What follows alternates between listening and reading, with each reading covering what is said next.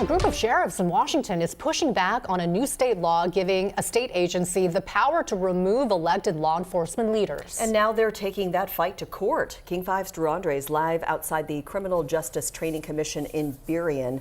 So, Drew, what are the sheriffs saying is the problem with this law? Well, Mimi, these 4 sheriffs in eastern Washington are specifically challenging the part of the law that would give this state agency the power to unseat an elected sheriff. That's what they're taking issue with. Now, this complaint that was filed on Friday is the first step towards a lawsuit against the state.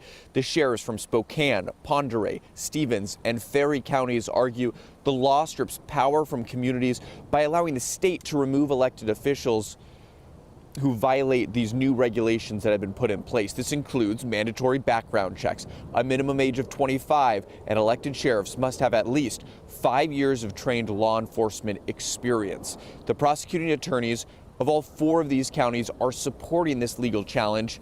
Other sheriffs, even in Western Washington, have pushed back too, including Pierce County Sheriff Keith Swank, who testified in Olympia in January. When you try to remove me from office, thousands of Pierce County residents will surround the county city building in downtown Tacoma and will not allow that to happen.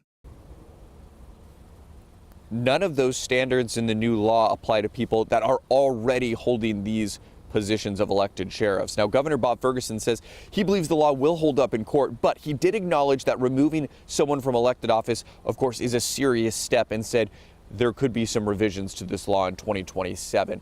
Most of the law here takes effect starting at the end of April. Right now, this is being reviewed by the state's Attorney General's office. Reporting live in Burien this morning, Drew Andre, King 5 News.